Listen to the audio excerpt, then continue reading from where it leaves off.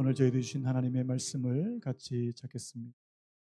약성경 로마서 1장 16절 17절 두 절 말씀만 한 목소리로 같이 읽도록 하겠습니다. 로마서 1장 16절 17절 같이 읽겠습니다. 시작. 내가 복음을 부끄러워하지 아니하노니 이 복음은 모든 믿는 자에게 구원을 주시는 하나님의 능력이 됨이라. 먼저는 유대인에게요 그리고 헬라인에게로다. 복음에는 하나님의 의가 나타나서 믿음으로 믿음에 이르게 하나니 기록된 바 오직 의인은 믿음으로 말미암아 살리라 함과 같으니라. 아멘. 오늘 말씀의 제목을 한번 따라 보시겠습니까? 복음을 부끄러워하지 않는 이유. 한번 더요. 복음을 부끄러워하지 않는 이유. 오늘 말씀을 준비하면서 제가 여러분들에게 책 한 권을 소개를 해드리기 원하는데요.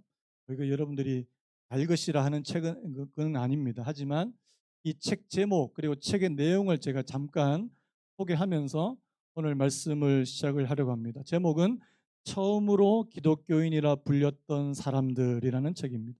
이게 어떤 책이냐니까 이 기독교가 처음 태동했을 때 1세기 보통 우리가 이제 1세기로 잡는데요. 그 1세기 기독교를 연구하는 굉장히 유명한 학자가 있습니다. 이분이 이제 레리 타도라고 하는 여러분 예일 대학교 들어보셨습니까? 보통 예일대 그러면 막 미국 최고의 대학 아닙니까? 그 예일 대학에서 이 기독교 이 역사를 연구하는 또 이 신약 파트를 연구하는 이 레리 허타도라고 하는 이분이 연구를 한 거예요. 이 1세기 기독교가 보니까 로마 제국에서 이제 생겨났는데 이 기독교가 로마 제국에서 가장 많이 박해를 받은 사람들 예수 믿는다고 잡아 죽이고 원형극장에 사자밥이 되게 만들고 그리고 나중에는 십자가에 막 불을 태워서 죽이는 뭐 그런 끔찍한 그런 박해가 있었는데 이상하게도 그 로마 제국에서 이 기독교인들이 점점 많아지더라는 겁니다. 어떻게 이런 일들이 가능할 수 있었을까? 이분이 이제 연구를 하기 시작했는데 그 이유를 분석하다가 5가지 중요한 사실을 이제 발견을 하게 되는 겁니다. 제가 오늘 이 내용을 먼저 좀 나누면 이 책의 내용이거든요. 이 내용을 좀 나누면서 좀 말씀을 시작했으면 좋겠는데 어떻게 기독교에 도대체 뭐가 있길래 뭐가 다르길래 그렇게 큰 박해에도 이 기독교가 굉장히 성장하게 됐을까? 첫 번째가 이렇게 되더라고요. 저를 한번 따라 보시겠습니까? 여러 인종과 민족이 함께한 공동체. 이게 뭐냐 하니까요. 당시에는 자기가 태어나는 부족, 자기가 태어나는 민족은 그냥 자동으로 그 민족이 가지고 있는 종교를 그대로 따라왔다는 겁니다. 옛날에 왜 우리 어른들 기억하실 거예요. 자, 어느 지역에 어느 동네에 딱 태어나면 벌써 그 집안이 다 믿는 뭐가 있어요? 불교면 불교, 유교면 유교 다 있잖아요. 마치 그것처럼 그래서 어떤 부족이나 민족이 어떤 종교를 하면 그건 자동으로 자기 종교가 되는 거예요. 절대 못 바꾸는 겁니다. 그런데 기독교는 이제 그게 그 경계가 무너지는 거예요. 인종이나 민족이나 상관없이 막 사람들이 몰려들기 시작하고 자 성경에서 뭐라고 가르칩니까? 모든 사람들은 자, 누구의 자녀라고요? 하나님의 자녀라고 그렇게 가르쳤다는 사실입니다. 그래서 한 교회 안에 뭐 이렇게 막 인종도 다른 사람들, 뭐 이렇게 흑인도 있고 백인도 있고 뭐 중동 사람들도 있고 이렇게 섞여 있는 이제 그런 일들이 이제 벌어지게 되더라는 사실입니다. 이게 첫 번째 이유예요. 좀 간략하게 말씀드리겠습니다. 그다음 두 번째가 있는데요. 자, 한번 따라 보시겠습니까? 가난한 자와 소외된 자를 돌보는데 헌신한 공동체. 여러분, 어느 종교에나 가난한 사람 도우라는 가르침은 다 있잖아요. 그런데 이 기독교가 다른 종교와 다른 거는 뭐냐니까 자기 종교나 자기 민족에 있는 사람만 돕지 않고 다른 종교, 타 종교, 심지어는 자기를 박해하는 사람들에 속한 종교에 있는 사람들까지도 돕는 거예요. 이게 이제 그 당시 사람들에게 충격을 줬다 이렇게 말씀합니다. 주님께서 여러분 대표적인 경우가 주님께서 말씀하신 것 가운데 사마리아인의 선한 사마리아인의 비유 아시죠? 자기 민족이 아닌 다른 민족 그리고 자기들을 싫어하는 그런 사람들을 돕는 그 선한 사마리아의 비유의 말씀에 따라서 그렇게 살았다는 겁니다. 그래서 그 당시에 로마 황제인데요. 이 율리아누스라고 하는 이 로마 황제가 이 기독교인들을 보고 이렇게 말했답니다. 가난한 기독교인이 뿐 아니라 가난한 이교도인까지 돌본다. 뭐 이런 말을 했대요. 이게 이제 두 번째고요. 그다음에 세 번째 한번 따라 보시겠습니까? 되갚지 않고 용서하는 공동체. 그 당시에 이 로마 사회는 용서라고 하는 개념이 없었답니다. 저도 이번에 이 책을 보면서 처음 알게 됐는데요. 여러분, 로마 시대 때는요. 다른 사람의 잘못을 완전히 사해 주는 용서해 주는 그런 개념이 없었대요. 그럼 뭐가 있었냐? 응징. 아, 나한테 한 대 때렸어? 나도 난 두 대. 이 응징과 보복. 여러분, 이 용서의 문제는 사실 오늘날에도 굉장히 민감한 이슈예요. 왜냐하니까 여러분, 여러분 지금 살아가고 우리 사회, 우리 한국 사회도 여러분 용서가 좀 통하는 것 같아요? 아니면 복수가 통하는 것 같아요? 나한테 하면 가만 안 둬. 복수가 굉장히 또 이렇게 매체에서도 이 막 복수를 정당화하는 그런 매체들도 굉장히 많은데요. 여러분, 주님 자신이 먼저 이 용서를 해주시는. 그래서 여러분, 심지어는요, 사람들이 이 기독교인들이 처형을 당합니다. 그리고 원형 경기장에서 막 죽임을 당하는 순간에도 이 자기를 죽이는 사람을 위해서 기도하는 거예요. 여러분, 이건 누구의 모습입니까? 예수님의 모습이에요. 이게 이제 사람들한테 굉장한 충격을 줬다는 사실입니다. 그다음에 네 번째가 있는데요. 자, 네 번째도 한번 따라 보시겠습니까? 낙태를 비롯한 유아 사례를 강력히 반대한 공동체. 참 이게 저는 굉장히 좀 중요한 포인트라고 생각이 되는데 여러분 그 당시에 로마 사회에는 이 아이들의 생명을 굉장히 경시했답니다. 낙태는 뭐 굉장히 쉽게 일어나는 그리고 우리 가정에 뭐 원치 않은 아이가 생겼다 그러면 그냥 쉽게 아이를 죽여버리는 그런 풍조가 그 당시 만연했답니다. 그런데 이 기독교인들은 이 아이들을 죽이는 이 낙태하는 거에 굉장히 반대하게 되고 심지어 어떤 일이 있냐니까 아이들이 그 당시에 굉장히 많이 버려졌대요. 로마 시대 때. 애들을 그냥 갖다 버리는 거예요. 그러면 그 아이들을 데려다가 입양해서 자기의 자녀로 키우는 사람들 가운데 이 예수 믿는 사람들이 굉장히 많더라는 사실입니다. 이게 이제 그들에게 충격이었어요. 근데 마지막 다섯 번째가 제가 읽어볼게요. 성윤리를 근본적으로 바꾼 공동체. 이번에 이 내용을 보면서 이 로마 사회가 굉장히 좀 문란했더라고요. 로마 사회에서는요, 결혼한 남성들도 다른 여성과 성관계 하는데 아무 문제가 없었답니다. 남자 성도들 왜 이렇게 동공이 흔들리세요? 로마 사회에서는요, 결혼한 남성이 다른 여성과 관계를 맺는 게 전혀 문제가 없었대요. 근데 여자들 안 된대요. 굉장히 불공평하죠. 남자들만. 그런데 기독교가 이걸 반대하는 겁니다. 이거는 하나님께서 주시는 창조의 질서가 아니다. 여러분, 기독교에서 성은 하나님께서 주시는 선물인 줄로 믿습니다. 선물이에요. 그리고 그것은 언약 관계 안에서만 이루어져야 된다고 그렇게 가르친다는 사실. 여러분, 자, 결혼은 언약 관계예요, 소비 관계예요. 자, 언약 관계란 말은 자, 이게 돈을 주고 거래할 수 있다는 말입니까, 없다는 말입니까? 없다는 말이에요. 자, 다시 한번요. 성은요. 성관계는 자, 이거는 소비 관계입니까? 언약 관계입니까? 언약 관계라는 사실. 하나님의 말씀은 이것은 돈을 주고 사고 팔 수 있는 것이 아니라는 겁니다. 저는 이거는 오늘날 우리가 사는 사회에도 이거는 그대로 적용되는 그런 원리라는 생각이 들어요. 여러분, 성은 돈 주고 살 수 있는 게 아닙니다. 그게 하나님의 말씀에 그거 어긋나는 거예요. 이렇게 다섯 가지를 이 학자가 이제 분석한 겁니다. 그러면서 이분이 마지막에 이제 결론을 이걸 한마디로 뭐라고 요약했냐니까 이 1세기 기독교를 세상의 통념을 바꾸는 기독교. 한번 따라해 보시겠습니까? 세상의 통념을 바꾸는 기독교. 그 당시 기존에 있는 걸 완전히 이제 깨부수는, 저는 이거를 오늘 우리말로 좀 바꾸면 세상에게 막 충격을 주는, 그리고 매력을 주는. 여러분 한번 여쭤볼게요. 자, 오늘 우리가 사는 오늘 이 시대의 기독교도 세상의 통념을 바꾸는 기독교입니까? 여러분 이게 의문부. 과연 그런가?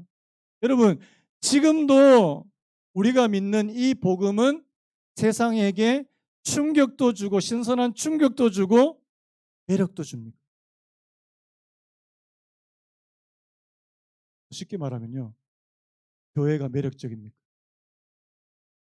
제가 인간적인 매력을 한다면 저부터 이제 얼굴을 뜯어 고쳐야 될 것 같은데요. 그런 매력은 솔직히 없어요. 그런데 세상과는 다른 세상의 통념을 뭔가 바꿀 수 있는 그런 굉장히 새로운, 여러분 저는 이런 부분에서 오늘날 기독교가 정말 세상의 통념을 바꿀까? 저는 좀 의문이 들어요. 과연 그럴까? 별로 그렇지 못한 것 같아요. 왜 그렇지 못했을까? 그렇다면 1세기 기독교는 왜 그렇게 이 매력적이고 세상에 충격을 주는 그런 기독교가 됐을까? 저는 딱 한 가지라고 봐요. 바로 복음의 능력입니다. 주님께서 말씀하신 이 성경에서 말씀하신 그 복음을 그대로 믿고 그대로 충실하게 따르는 삶이 있었기 때문이라고 저는 믿습니다. 여러분, 복음은요, 열매를 맺어요. 내 안에 예수 그리스도께서 계시면 아름다운 열매를 맺는다는 사실입니다. 다른 말로 해볼까요? 여러분, 우리가 보통 믿음을 얘기하고 행위를 얘기합니다. 여러분, 근데 믿음과 행위는 따로입니까? 여러분들이 아까 제가 5가지 설명한 그걸 듣고 우리 교회가 더 노력해야 돼. 우리 교회가 막 다른 사람 돕는 것도 더 열심히 하고 더 열심히 해야 돼. 이런 차원에서만 머무르시면 안 된다는 사실입니다. 여러분, 믿음과 행위는 따로 떨어질 수 없다는 사실. 우리 야고보서 2장 20절 말씀 우리 같이 한번 읽어볼까요? 야고보서 2장 20절 시작.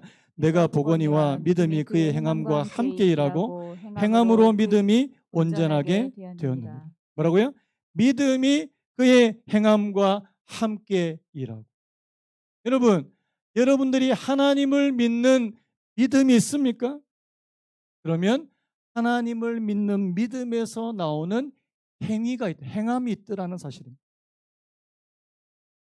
주님께서도요 이와 비슷한 유사한 말씀하셨는데 여러분 잘 아시는 그 산상수훈에 나오는 말씀이에요. 자, 마태복음 5장 14절도 우리 같이 한번 읽어보겠습니다. 시작.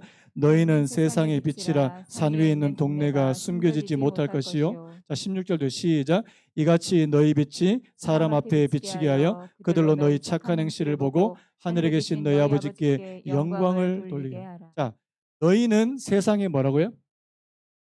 자, 이 말을 잘 들으세요. 너희는 세상의 빛이라고 말씀합니까? 빛이 되도록 노력하라고 말씀합니까? 여쭤볼게요. 여러분들은 빛이에요? 빛이 되려고 노력하고 있어요? 여기서 이제 헷갈리는 거예요. 나 열심히 노력하면 빛이 되지 않을까?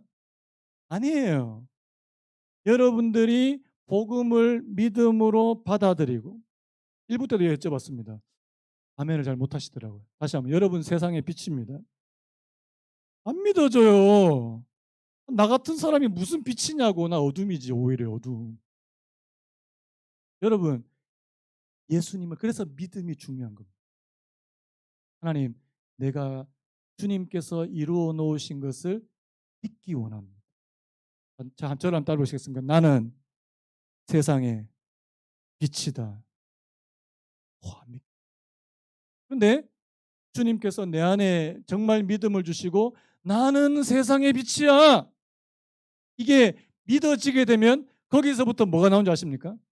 이 빛이 뭐라고 되냐니까 너희 착한 행실이래요. 내가 세상에 비친 것을 아는 사람들이 내가 일부러 사람들한테 보이려고 뭔가 착한 일을 하는 것이 아니라 내가 예수 그리스도를 믿는 믿음 가운데 살다 보니까 다른 사람들에게 선한 행실, 착한 행실이 드러나게 되는, 여러분 제가 아까 서두에 말씀드렸던 그 5가지 아름다운 모습들, 어려운 사람들을 돕고 그리고 핍박하는 사람들을 위해서 기도해 주고, 이거는 그 사람들이 그냥 보이기 위해서 한 행동이 아니라는 사실입니다. 그들이 세상의 빛이었기 때문에. 다시 한번 말씀드리면 여러분들은 세상의 빛입니다. 자, 우리 연습 한번 해보죠. 옆에 분한테, 집사님은, 원사님은 세상의 빛이십니다. 한번 말씀해 주세요. 아이, 뭐 그런 말 하지 말라고. 그런 말 나 아직 빛이 아니야. 빛이 아니야. 그런 말 하지 마. 부담스러워. 여러분, 믿음을 구하십시오. 그래서 여러분, 믿음이 먼저라는 사실. 내가 열심히 하면 빛이 되겠지? 이거 아니라 절대 빛이 되지 못합니다. 자, 그래서요, 우리에게 만약에 이런 착한 행실이 나오지 않는다면, 자, 우리의 행위가 아닌 믿음을 먼저 점검해야 된다는 사실입니다. 내가 좀 더 착한 사람이 되어야지. 내가 좀 더 똑바로 살아야지. 여러분, 오늘 여러분들이 제 설교를 듣고, 제 설교를 들으시고 마지막에 여러분들 마음속에 내가 좀 더 똑바로 살아야지. 내가 착하게 살아야지. 이러면 제가 여러분에게 설교 잘못한 거예요. 여러분들이 오늘 제 설교를 들으시고 맨 마지막에 나는 예수님께 더 가까이 나아가야지. 나는 예수님을 더 바라봐야지. 그러면 제가 설교 잘한 겁니다. 여러분 그렇게 되시길 축복합니다. 많은 분들이요, 예수님을 믿는다고 말하지만 여전히 자기 자신의 어떤 의지와 노력을 믿는 경우가 너무나도 많다는 사실. 여러분들은 예수님을 믿으십니까? 여러분 자신의 노력을 믿으십니까? 자, 자기 자신을 믿는 사람의 특징이 있어요. 2가지가 있는데, 내가 다른 사람들보다 좀 더 착하게, 더 도덕적으로 우월하게 살면 어떤 마음이 드냐니까 자만에 빠지기 쉽다는 사실. 쉽게 자만에 빠져. 그런데 조금이라도 내가 다른 사람들보다 못하다고 생각하면 쉽게 좌절에 빠지는 것도 바로 그런 사람들의 특징. 여러분, 복음은 뭡니까? 복음은 우리가 할 수 없는 것을 예수 그리스도께서 이미 이루셨다고 하는 소식이 바로 복음인 줄로 믿습니다. 그래서요, 오늘 사도 바울이 이렇게 말합니다. 내가 복음을 부끄러워하지 않습니다. 한번 따라 보시겠습니까? 내가 복음을 부끄러워하지 아니하노니. 여러분, 바울에게 있어서 복음은 부끄러운 것이 아니라는 사실이에요. 이 부끄럽다는 말을 다른 말로 번역했는 걸 봤는데 불쾌하다는 뜻이 있습니다. 여러분, 복음이 불쾌한 것이 될 수 있을까요? 복음이 부끄러운 것이 될 수 있을까요? 자, 복음이 불쾌하고 부끄러운 사람들이 있습니다. 왜요? 앞에서 제가 말씀드렸죠. 복음은요, 단순히 우리가 더 착하고 성실해지는 것으로 충분하지 않다고 말하기 때문입니다. 자, 여러분, 내가 지금 더 착하게, 더 성실하게 살면 천국 갑니까? 저는 애들 그 찬양이 너무 은혜가 돼요. 돈으로도 못 가요, 하나님 나라. 그다음에 그 다음에 보니까 맘 착해도 못 가요, 하나. 여러분, 착하면 죽으면 좋은 데 간다. 이게 여러분 그건 복음이 아니에요. 저분은 법 없이도 살았으니까 착한 일 했으니까 죽어서 좋은 데 가셨겠지. 그건 복음이 아닙니다. 여러분, 그런 의미에서는요, 복음이 굉장히 불쾌한 것이 될 수 있다는 사실이에요. 또 우리 다음 주부터 살펴보겠지만요. 오늘 로마서, 특히 로마서에서 뭐라고 말하는 줄 아십니까? 인간은 스스로 구원할 수 없을 정도로 망가졌대요. 좀 짓궂긴 한데 여러분 옆에 분한테 이렇게 한번 말씀해 주실래요? 당신은 망가진 사람입니다. 빨리 하세요. 당신은 망가진 사람이에요. 아니 어떻게 나한테 그런 말을 할 수가 있어. 오늘 집에 가서 보자고. 근데요, 성경이 그렇게 말하고 있습니다. 우리 로마서 3장, 여러분 잘 아시는, 이거 많이 암송, 로마서 3장 23절 같이 읽겠습니다. 시작. 모든 사람이 죄를 범하였으니 하나님의 영광에 이르지 모든 사람이 죄를 범하였습니다. 성경은 모든 사람이 망가졌다. 스스로 하나님 앞에 나갈 수 없을 정도, 스스로 구원에 이를 수 없을 정도로 망가져 있는. 여러분, 처음 교회 오시는 분들이 제일 싫어하는 말이 그거예요. 당신은 죄인입니다. 아니 내가 왜 죄인이냐고. 내가 법 없이도 얼마나 양심적으로 잘 살았는데 내보고 죄인이에요 그러냐. 기분 나쁘다고. 여러분 그렇게 말씀하실 수 있어요. 여러분 누구나 겉으로만 보면 저분들 다, 여러분들 지금 보면요 다 괜찮은 분들이에요. 저도 나름 괜찮아 보이지 않습니까? 빨리 화면에 있어요. 그런데요 한꺼풀만 벗겨보세요. 조금만 더 깊이 들어가 보세요. 오늘 로마서 3장 23절 그 바로 앞에예요. 바로 자 13절에서 15절. 이거 인간의 그 타락한 본성, 이 죄성을 지적하는 말씀인데요. 자 로마서 3장 13절에서 15절 시작. 그들의 목구멍은 열린 무덤이요 그 혀로는 속임을 일삼으며 그 입술에는 독사의 독이 있고 그 입에는 저주와 악독이 가득하고 그 발은 피 흘리는데 바른지라. 여러분 사람이 한꺼풀 벗겨보니까 이런 존재래요. 아니 난 그런 사람 아닌 것 같은데. 그런데 가만히 살펴보면 여러분 특별히 오늘 여기 말씀 보니까 목구멍, 혀, 입술, 입 뭡니까? 우리 입에서 나오는 이 말이요 말. 자, 여러분들이 이때까지 살면서 다른 사람의 마음을 아프게 하는 말을 한 번도 안 해보신 분 아멘요. 여러분들이 마음속으로나 아니면 입 밖으로 다른 사람을 한 번도 안 해보신 분 아면요. 저 인간 잘 되는 거 한번 보자. 내가 저 인간 잘 되는지 안 되는지 한번 볼 거야. 아니 겉으로 말 안 해도 교양 있는 분들 속으로. 여러분 우리의 입이, 우리의 혀가 속임을 일삼으며 그 입술에는 독사의 독이 있고. 여러분 저는 오늘 우리 사회를 보면서 이 언어 굉장히 무섭습니다. 폭력적이에요. 여러분 아이들 말 들어보면 막 깜짝깜짝 놀랄 정도로 얼마나 폭력적인지 모릅니다. 다른 거 다 차치하더라도요 우리 입에서 나오는 이 말, 우리가 죄인 된 사람이라는 것을 증명해 주는 것이라는 사실입니다. 여러분 요즘에 중학생 고등학생 얘기했으면 중학생 고등학생 한번 이야기 한번 들어보십시오. 살벌합니다. 네. 왜 이렇게 말이 점점 갈수록 더 거칠어집니다. 여러분 복음이 불쾌하거나 부끄럽다는 것은 사람들의 죄를 지적하기 때문에 그렇다는 사실이에요. 다음 주부터요 이 사도 바울이 막 적나라하게 사람들의 죄상을 다 고발해 버립니다. 여러분 이 말씀 들으셔야 돼요. 내가 알고 보니까 나는 괜찮은 사람이고 나는 그래도 양심적인 사람인 줄 알았는데 내 자신을 더 들여다보고 더 들여다보니까 아니더라는 거예요. 망가졌다는 겁니다. 망가진 사람인 것을 깨닫는 사람들이 예수님을 찾게 됩니다. 그 사람에게 복음이 필요하다는 사실을 깨닫게 된다는 사실입니다. 그래서 첫 번째 이유가 바로 복음을 부끄러워하지 않는다 이렇게 말합니다. 자 그러면 오늘 이 본문에서요 바울이 복음을 부끄러워하거나 불쾌하지 않는 이유가 두 가지 더 나옵니다. 이 부분을 좀 살펴봤으면 좋겠는데요.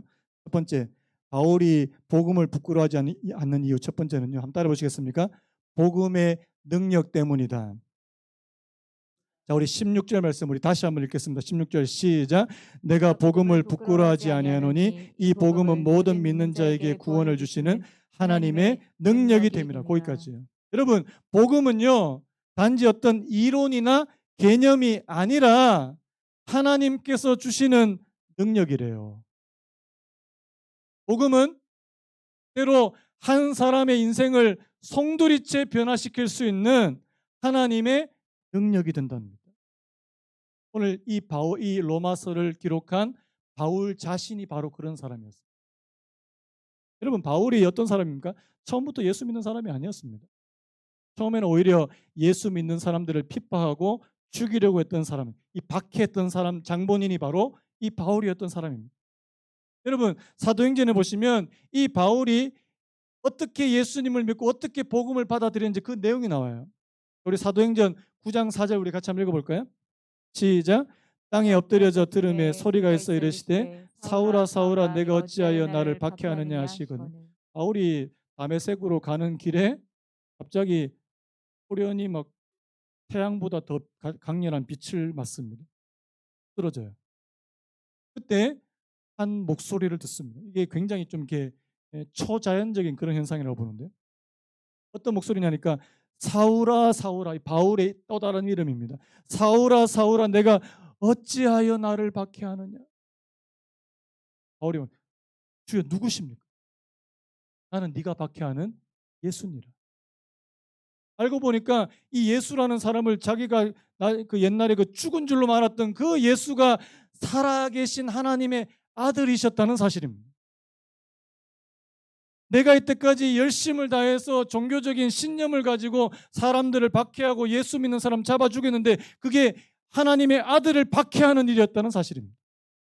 충격받았어요. 3일 동안 먹지도 잠자지도 못합니다. 그리고 그 사람의 인생이 확 바뀌어버립니다. 어떻게 바뀝니까? 예수님을 믿는 사람을 핍박하는 사람에서 예수님을 전하는 사람으로 바뀌어버립니다. 놀라운 일 아닙니까? 제가 옛날에 한번 나눈 적이 있어요. 미국의 한 한인교회 목사님이 그 설교 때 하셨던 말씀을 제가 그 설교 동영상을 들은 적이 있습니다. 이분 이제 미국 달라스에서 이제 목회를 하고 계시는데 어느 날 이 주일 오전이었어요. 어떤 처음 보는 20대 여성이 여기 예배를 왔는데 예배 처음부터 끝까지 계속 눈물을 흘리면서 막 우는 거예요. 어느 정도로 우냐니까 화장이 막 전부 거의 지워질 정도로 막 펑펑 우는 겁니다. 목사님이 직감하잖아요. 이게 보통 일이 아니다. 그래서 예배를 마치고 이 자매를 불러가지고 그 사연을 들었는데 이게 사연이 막 기가 막힌 사연인 거예요. 알고 보니까 한국에서 어떤 남성과 사귀게 되고 이게 사귀다 보니까 이게 원치 않게 덜컥 임신이 돼버린 겁니다. 그러니까 이 남성이 미국에 가서 같이 살자고 이제 미국 달라스까지 오게 된 거예요. 뭐 월세 집도 구해주고 차도 사주고 이제 자기는 한국에 가서 이제 뭐 정리 좀 하고 다시 들어오겠다 했는데 연락이 안 되는 겁니다. 나중에 어떤 일이 벌어졌게요? 이 남성이 알고 보니까 유부남인 거예요. 유부남이고 한국에 가정이 있고, 근데 이 여성하고 이제 괜히 이제 총각인 척하고 이제 사귀다가 덜컥 임신이 돼서 이 여자를 미국에 갖다 버린 거예요. 기가 막힌 일 아닙니까? 이 여자가 이제 이 사실을 알게 되고 충격을 받았으니 난 죽어야 되겠다 이제. 차를 몰고 이제 호수에 들어가서 이제 죽으려고 이제 하는데 그 호수 맞은편에 이제 교회가 하나 있었던 거예요. 이상하게 한번 교회 가보고 싶더래요. 근데요, 그날 그 교회, 그 달라스에 굉장히 유명한 교회인데, 그 교회 목사님, 그날 그 설교의 제목이 죽고 싶을 때였답니다. 죽고 싶을 때. 목사님이 설교 내내 죽지 마라, 죽지 마라. 저는 우리 교회도 저는 혹시라도 이런 분이 있을까봐 좀 마음이 좀 지금 막 나 너무 힘들어 지금. 죽지 마세요.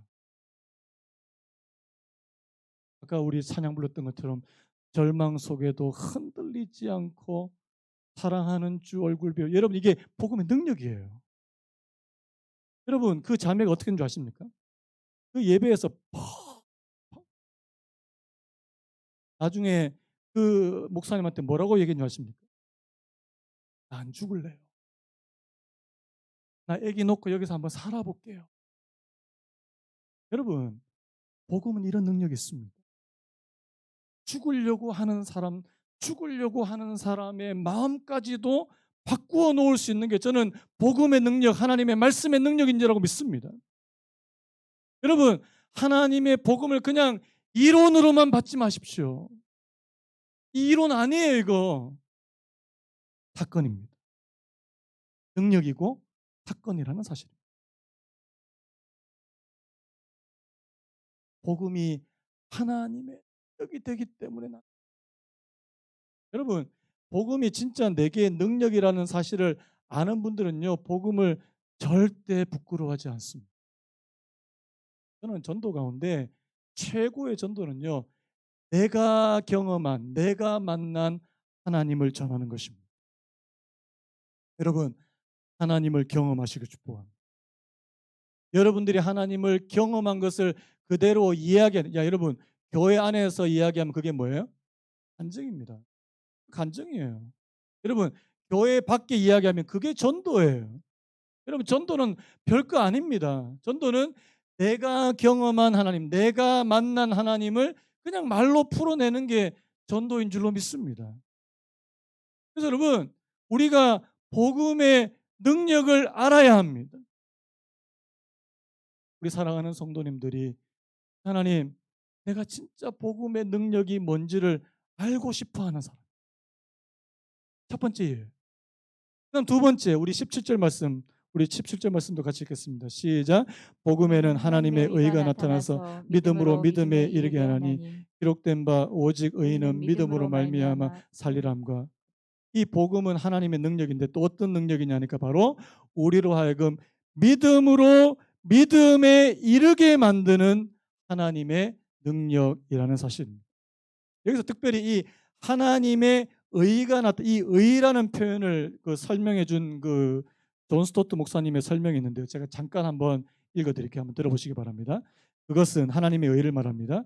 우리가 하나님 앞에 서려 할 때 하나님이 요구하시며 십자가의 속죄의 희생을 통해 이루시고 복음에서 나타나시며 예수 그리스도를 믿는 모든 사람에게 값없이 주시는 의로운 상태를 말한다. 여러분, 오늘 모든 사람이 죄를 범하였음에 하나님의 영광에 이르지 못한다고 말씀하셨습니다. 오늘 저와 여러분들은 스스로 하나님 앞에 의롭게 설 사람이 아무도 없습니다. 그런데요, 하나님이 오늘 저와 여러분들을 의롭다고 세워주시는 그 통로가 있더라는 사실입니다. 바로 예수입니다. 여러분들이 예수 그리스도를 통해서 하나님 앞에 담대하게 설 수 있는 은혜를 주시는 줄로 믿습니다. 여기서 말하는 이 하나님의 의는 바로 하나님께서 선물로 주시는 의로움을 말하는 것입니다. 한번 따라 보시겠습니까? 하나님께서 선물로 주시는 의로움. 내가 의롭게 되는 게 아닙니다. 내가 열심히 노력하고 애쓰고 힘써서 얻는 의가 아니라 하나님이 선물로 주시는 의. 그 선물로 주시는 의가 나로 하여금 믿음에서 믿음에 이르게 합니다. 이게 진짜 믿음을 주신다는 의미입니다. 그러면서요, 오늘 말씀에서 구약의 딱 한 구절을 인용하는데 오직 의인은 믿음으로 말미암아 살리라. 한번 따라 보시겠습니까? 오직 의인은 믿음으로 말미암아 살리라. 여러분, 이게 어디 나오는 말씀인지 혹시 아십니까? 구약의 하박국이라고 하는, 하박국이 아닙니다. 하박국이에요. 하박국이라고 하는 이 선지자가 하나님 앞에 불평을 늘어놓아요. 어떤 불평을 늘어놓냐니까 그 하박국 시대에는 뭐냐니까 이스라엘이 강대국인 바벨론에게 압제를 당해가지고 이 바벨론이 이 이스라엘을 완전히 유린하는 그런 시대에, 암울한 시대에 살았던 선지자가 바로 이 하박국입니다. 하박국이 뭐라고 불평하는지 제가 한번 읽어볼게요. 잠깐요. 하박국 1장 13절입니다. 주께서는 눈이 정결하심으로 악을 참아보지 못하시며 패역을 참아보지 못하시거늘 어찌하여 거짓된 자들을 방관하시며. 다음 들어보세요. 악인이 자기보다 의로운 사람을 삼키는데도 잠잠하시나이까. 한번 따라 보시겠습니까? 악인이 자기보다 의로운 사람을 삼키는데도 잠잠하시나이까. 자, 여기서 말하는 악인은 누굴까요? 바벨론 사람이에요. 자기보다 의로운. 이거는 뭐냐니까 덜 악한 이스라엘 사람을 말하는 겁니다. 하나님, 어떻게 이스라엘을 심판하시는데 이스라엘보다 더 악한 사람을 들어서 우리를 심판 때릴 수 있습니까? 하나님 너무하신 거 아닙니까? 불평이 막 터져나오고. 그때 주님께서 하나님께서 뭐라고 말씀하는지 아십니까? 하박구가 바벨론은 내가 멸망시킬 거야. 때가 되면. 바벨론은 내가 때가 되면 바벨론은 멸망시킬 거야. 너는 불평하지 말고 뭐라고 말하냐니까 오직 의인은 믿음으로 말미암아 살아라. 여기서 말하는 의인은 바로 하박국 자신을 말하는 거예요. 여러분, 우리도 이 땅에 살다 보니까 불평이 나와요. 하나님, 아니 이 세상은 왜 이렇습니까? 하나님, 내 삶은 왜 이렇습니까? 불평이 나오고, 하나님을 믿는다고 하는 이 백성들은 왜 이 모양입니까? 원망이 나오고, 하나님께서 뭐라고 말씀하니까 너는 믿음으로 살아. 너는 믿음으로. 불평하지 말고. 여러분, 하나님의 복음에서 뭐가 나오냐니까 하나님께서 저희들에게 주시는 선물로, 이게 이해하기 좀 어려운데요. 선물로 주시는 의로움이 있는데 그 의로움을 가지는 사람은 믿음으로 살아가게 됩니다. 쉽게 말하면, 딱 간단하게 말하면, 저를 한번 따라 보십시오. 복음은 우리로 믿음으로 살게 만든다. 믿으십니까? 제가 앞에 서두에서 제가 5가지 뭐 길게 얘기했잖아요. 1세기 기독교인들, 그리스도인들이 아름다운 삶을 여러분, 어떻게 그렇게 아름다운 삶을 살 수 있었습니까? 믿음으로 살았기. 고린도후서 2장 15절에 이런 말씀이 있더라고요. 우리는 구원받는 자들에게나 망하는 자들에게나 하나님 앞에서 그리스도의 향기니. 저를 한번 따라 보시겠습니까? 우리는 하나님 앞에서 그리스도의 향기다. 믿으십니까? 오늘 저와 여러분들이 복음의 능력을 참으로 알게 됨. 내가 이 땅에서 믿음으로 살게 되면 뭐가 나온다고요? 향기가 나오게 됩니다. 여러분, 여러분들은 예수님을 전하는 향수가 되시길 축복합니다. 좋은 향수 뿌리면 어때요? 변해서. 여러분, 오늘 저와 여러분들이 바로 예수 그리스도의 향기를 퍼뜨리는 사람들이라는. 어떻게 가능합니까? 복음의 능력을 내가 경험한. 내가 이 땅을 믿음으로 살아가고. 여러분, 믿음으로 사시길 축복합니다. 저는 믿음으로 사는 것 중에 가장 중요한 것 중에 하나가 오늘 우리가 부른 이 찬양의 가사라는 생각이 들어요. 뭔지 아십니까? 절망 속에도 흔들리지 않고 사랑하는 주 얼굴을 구하는 것입니다. 많은 분들, 여러분, 저는 예수 믿는 사람과 안 믿는 사람의 결정적인 차이는 바로 고난을 대처하는 방식에 있다고 저는 믿습니다. 여러분, 고난에서 어려운 일 가운데서 흔들리지 않는 그런 믿음이 있다면, 그런 마음이 있다면, 요즘에 그런 말 있대요. 중꺾마. 들어보셨습니까? 중요한 것은 꺾이지 않는 마음이래요. 중요한 것은 꺾이지. 여러분, 진짜 꺾이지 않는 마음은 믿음이 주는 마음입니다. 복음이 주는 마음. 잠언 24장 16절에 우리 요것만 읽고 우리 말씀 마무리합시다. 잠언 24장 16절 시작. 대저 의인은 7번 넘어질지라도 다시 일어나려니와 악인은 재앙으로 말미암아 엎드려지느니라. 여러분, 의인은 7번 넘어지지만 8번째 다시 일어납니다. 오뚜기 같이 일어납니다. 그럼 바로 내 능력이 아니라 복음이 주는, 믿음이 주는 능력인 줄로 믿습니다. 오늘 저와 여러분들에게 하나님께서 이 복음의 능력 주시기 원하고요. 믿음 주시기 원합니다. 다 같이 일어나시겠습니다. 예, 불 좀 꺼주시고요. 이 찬양 한번 더 부르기 원합니다. 주 선한 능력으로 안으시네. 그 크신 팔로 날 붙드시네. 절망 속에도 흔들. 여러분, 그 죽으려고 결심했던 그 자매가 어떻게 그 예배 한 번으로 그 마음이 바뀌어질 수 있어요? 여러분, 저는 이게 복음이 주는 능력이라고 믿습니다. 하나님께서 주시는 놀라운 능력이라고 믿습니다. 사람의 마음과 생각까지도 바꿀 수 있는, 오늘 저와 여러분들의 삶의 방향까지도 바꿀 수 있는 하나님의 능력이라고 믿습니다. 하나님, 나도 그 능력 알기를 원합니다. 우리 그런 마음으로 이 찬양 부르고 같이 한번 기도했습니다. 주 선한 능력으로 하나님 같이 찬양합니다. 주 선한 능력으로 안으시네. 그 크신 팔로 날 붙드시네. 절망 속에도 흔들리지 않고 사랑하는 주 얼굴 보아리. 주 선한 능력으로 안으시네. 그 크신 팔로 날 붙드시네. 절망 속에도 흔들리지 않고 사랑하는 주 얼굴 보아리. 선한 능력으로 일어서리. 주만 의지하리. 믿음으로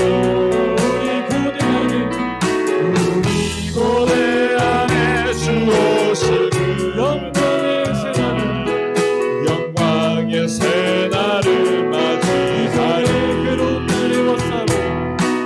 이전에 괴로운 날 애워싸고 고난의 길을 걷는다 해도 주님께 모두 맡긴 우리 영혼, 끝내 승리의 날을 맞으리. 선한 능력으로 일어서리. 주만 의지하리. 믿음으로 우리 고대한에 주 오실 그날 영광의 새날을 맞이하리. 주님이 마신 고난의 승단 우리도 감사하며 받으리.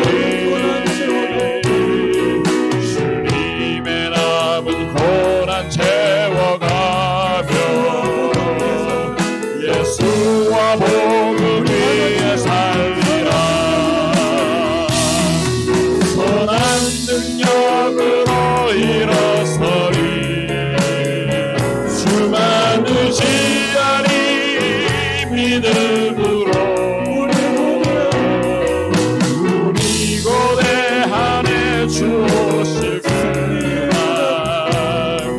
승리의 새날을 맞이하리. 선한 능력